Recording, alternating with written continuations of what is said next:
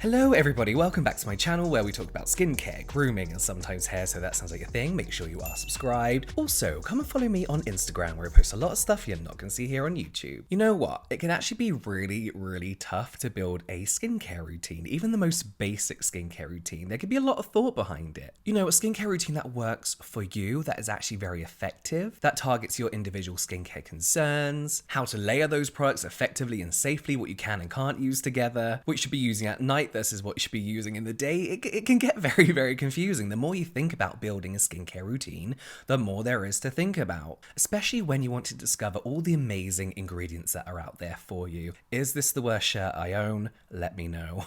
I can't stop looking at it. No, it's cute. In today's video, sponsored by the Inkey List, we are going to talk about how to build your own skincare routine, whether you consider yourself a beginner or a pro, how to layer those products effectively, and how to avoid any bad combinations, if any. So a bit about the Inkey List first of all. If you are familiar with my channel, you will be familiar with the Inkey List. The Inkey List goal is to empower us as consumers with the knowledge of skincare, the science behind skincare, ingredients, formulation, skincare routine as a whole, helping us to navigate through what has become a very crazy world of skincare and help us listen to what our skin really needs. They have a ton of amazing products that do focus on single ingredients. However, unlike other single ingredient brands, their formulations I find are a lot nicer to use. Not only do they focus on that single ingredient, but those ingredients are always supported and powered by other beneficial ingredients, making the formulations nicer to use. They work great on the skin, and I find their products to be a bit more like well-rounded products. They more highlight a single ingredient than it just being a single ingredient product, if that makes sense. The support ingredients that they put in are important because they can help things like lessen the irritation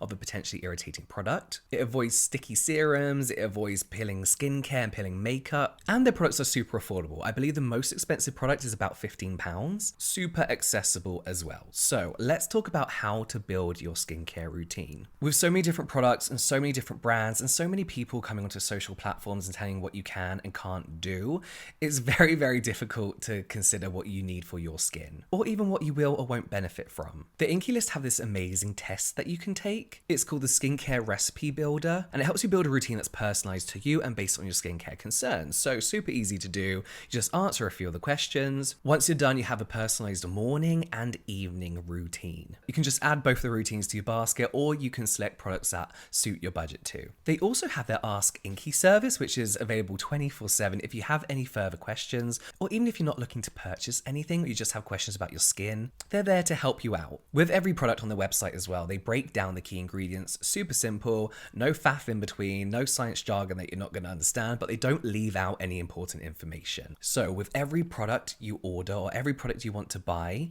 it tells you exactly how to use it. The Inkey List are very good as well, just wanting to educate their consumers, so I'm sure they won't mind me saying that if you already have a product, for example, you already have a Niacinamide Serum and they're recommending a Niacinamide Serum, at least you know that's something that's good for your skin, you don't have to buy another one. But also with a recipe builder, they're not going to shove a load of stuff together that doesn't really work together, or makes one product useless, or irritates your skin in a combination, you know? So now that you have the routine that's perfect for you, let's talk about layering. This is kind of like a really hot topic. Is there science behind it? Kind of yes, but also no. But there is a recommended way to apply your skincare. That could be because of the thickness of the product or just how certain ingredients interact together. We're going to stick to the Inkey List guide on how to layer your skincare because, to be honest, it's the best one, and it's personally how I like to layer my skincare too. So on all the packaging of the Inkey List products, you have here a little diagram that tells you how to layer your skincare. So you have cleanse, hydrate, treat, moisturize, and SPF. It even breaks down that further on the side under treatment. It tells you how to break those down. So toners, exfoliating treatments, targeted treatments, and eye treatments, and it will tell you where that particular product fits within that routine. And it really is that simple. That's all there is to it, and that's how easy Inkey List makes it to understand your skincare routine. Still sciencey, but understandable. So I'm going to show you my Inkey List routine and how I would layer it. I did do the skin recipe and kind of built a routine from that because I cheated a little bit. I swapped a few products out because there's a few I wanted to try. A few of these products you would have seen on this channel already, but there's a few new ones that I wanted to talk about today. So let's talk about the cleanse stage, the first step of your routine. I love two cleansers from the Inkey List, the Oat Cleansing Balm, which I've discussed on this channel before. They're huge.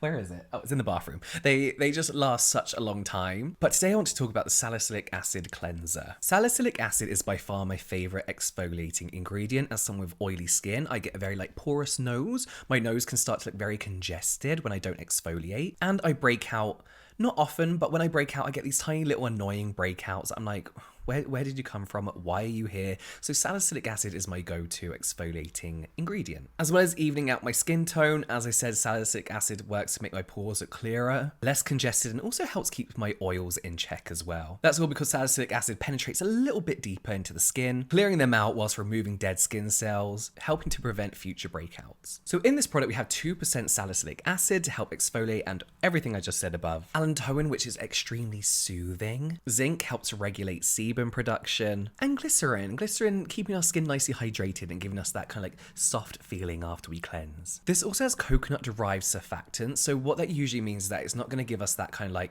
overly dried out feeling that you can get from some cleansers. So once or twice a day, depending on what my skin's looking like, how usually in summer I would cleanse with a exfoliating cleanser more, but once or twice a day I massage this gently into damp skin. I leave this on for a little bit as well. It's good to allow the exfoliants in cleansers to get to work, so I'll leave it on for about 2 minutes and then rinse away. I was actually surprised at how I've used other salicylic acid cleansers before that were a little bit drying, I have to be honest, but this one I was surprised at the texture. It's like a slightly thicker gel type texture that feels super smooth on the skin, rinse away, and your skin feels untouched. The next stage is to hydrate, and it's at this stage that I would usually use hydrating toner, but for some reason I'm not today. I don't know, I'm not.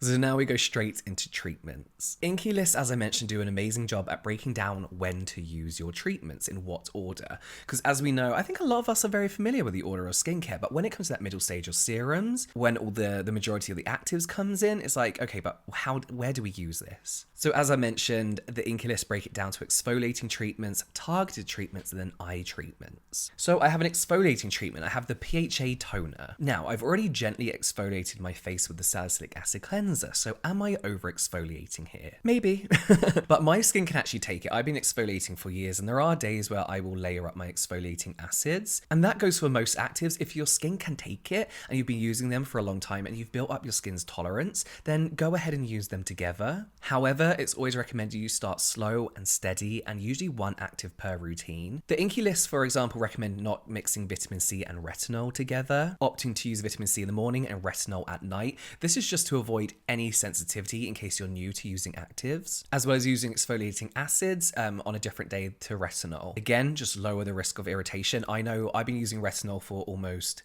a year now, and even now sometimes it can be a bit too much when mixed with other actives. Again, a lot of these actives work well together, but they can be irritating. So if you are new to actives, one at a time, morning and night, different days, slow and steady. So back to the PHA toner. I keep looking for it. It's not here. It's in the bathroom.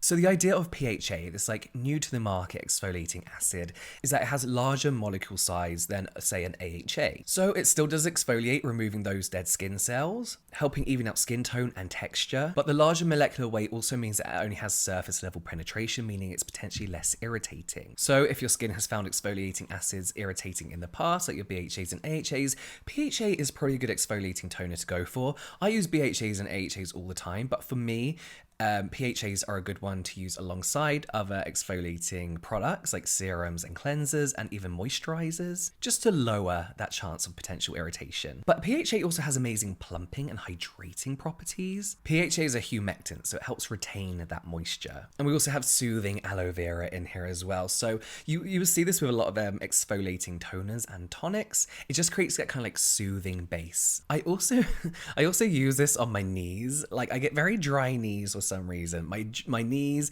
my elbows, and I've also been using this as a deodorant. I saw Lab Muffin Beauty Science Michelle talk about how AHAs make a good deodorant, so I thought maybe my PHAs would do it. I have a face PHA and a body PHA that's in my office. I use the two separately, and I use one as a deodorant, and it's actually been really, really good. I still use a deodorant with it, but it definitely lessens any potential smell. I don't feel like I've really smelt for a long time. So PHAs for me kind of just go everywhere on the body, even my armpits. Niacinamide. If I had to just use one product, one product for the rest of my life, it would be a niacinamide serum. For me, personally, in my personal experience, I feel like niacinamide made the biggest difference in my skin. I didn't realize that it was in all the essences I was using back in the day. And I thought these essences are really doing something good for my skin. I wonder what it is. Is the niacinamide that they put in it? Niacinamide has helped so much regulate my sebum production. When I was using a niacinamide serum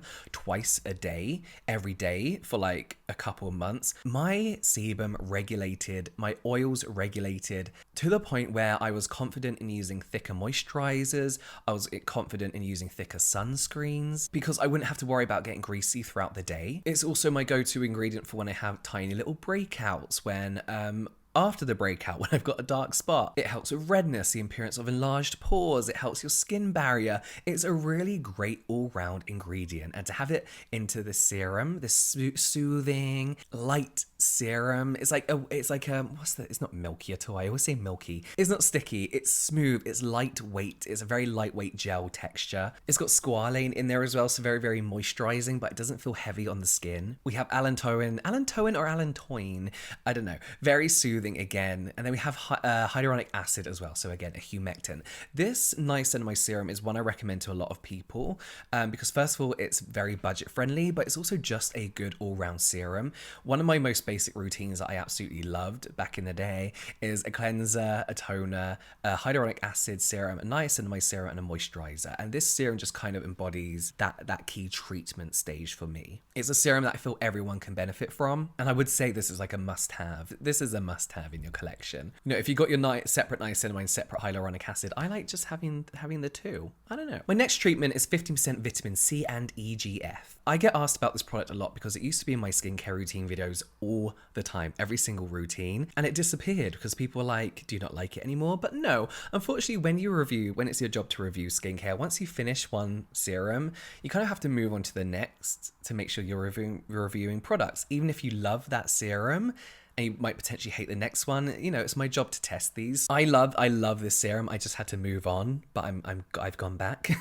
But it's definitely within my top 4 vitamin C serums. Now, this contains ascorbyl glucoside, which is a vitamin C derivative. We all know that working with pure vitamin C and keeping that stable can be, you know, really, really tough for some products. So that's why brands are putting their focus on derivatives of vitamin C. So ascorbyl glucoside is a great derivative. It's super stable, and it's also very effective at penetrating the skin. When it does penetrate the skin, it turns into pure vitamin C. So it does everything you expect from your regular vitamin C, brighter skin tones, helps with hyperpigmentation, antioxidants, all that. But we also have 1% EGF. So I'm not overly familiar with epidermal growth factors, but to my understanding, these are basically like super healing ingredients, right? That speeds up the process of your skin at a cellular level. So helping to reduce signs of aging, hyperpigmentation, hydration. It strengthens our skin barrier. It prompts new, healthy, fresh out the womb skin cells for younger looking skin. And that's really what I love about the serum, is it just makes my skin look nice. It looks healthy, it looks bright. Everyone I've recommended this to absolutely loves it. It's very, very good for all skin types. It's lightweight enough for oily skin. It's got this slight hydration to it where it's not gonna like, I feel like a lot of like gel type serums can feel quite drying to like the drier skin types, but this is nice and hydrating. It doesn't sit on the skin either. It's not sticky, it's not grainy, it doesn't smell like money like a lot of vitamin C serums can do, and it plays amazing with other skincare products as well. It doesn't interfere. I love the packaging. I want all my serums in a pump. I absolutely love the pump packaging. Finally, the moisturizer. So I've actually just started using this moisturizer myself. This is the Peptide Moisturizer. Now, this is a moisturizer that I recommend to all my friends who aren't really into skincare, but I feel just need a good all-round kind of moisturizer as part of usually their very, very basic routine. But I've not tried it myself, so I thought I better give this moisturizer a go, and I like it. I really like it. So whilst this is part of my friend's basic routine, this moisturizer itself is far from basic. It has all the building blocks of what you would want from a good moisturizer. Essentially, this is an anti-aging, or well-aging, as my friend Kelly Driscoll would say. This is a well-aging moisturizer, which contains a 1% hydrating peptide solution. So peptides are essentially amino acids that act as the building blocks of things like collagen, elastin, keratin, all those things in our skin that keeps our skin looking younger and fresher. They help with the firmness of our skin and basically just keeping our skin in check, keeping that barrier nice and strong. The thing with peptides as well is that it's usually best paired with antioxidants, so we have antioxidants in here as well. They really are like a powerhouse team when it comes to that well aging of your skin. This moisturizer has 2% Royal Epigen P5. I have no idea what that is, but apparently that helps with skin tone and the delay of aging skin cells. And then you have like glycerin, butylene glycol, you know, everything you would expect to see in a moisturizer. For me, this went on a little bit thick to begin with. I was like, oh God, I'm gonna hate this. I was like, it's not rubbing in, this is gonna be bad for my oily skin. But you rub it in and then it sits just nice and kind of like nice on the skin. It's not too heavy at all. I've gone to bed with this very comfortably on my skin and woke up with not dry skin. So yeah, I've been really liking this. It's early days with this product, but for me it's just a nice moisturizer. As the weather's getting colder as well, it's nice to have something that you can just feed your skin what it needs. So there we have it. That is how to build your routine, how to layer it, and then a few little ingredients you may want to keep an eye on when using together. I wanted to keep that super simple as a reflection of how really simple the Inkey List break all that down for us, you know, and their packaging, the routine, order, and then how to break it down is super easy to understand. And for me, the best way to layer your skincare routine. If you watch my skincare routines, you know that's how I layer my skincare too. If you're new to the skincare world, they have all the information you need without it being overbearing. It's very easy to understand. And they're a brand who really listens to their consumer and the skincare community as well. And we appreciate that when it comes to skincare brands. But yes, I hope you enjoyed that video. Let me know if you tried any of the Inkey List products down below. If you tried any from my recommendations previous, and if you're going to try any from this video. Thank you again to the Inkey List for sponsoring today's video, but that's it from me now. I will see you next time.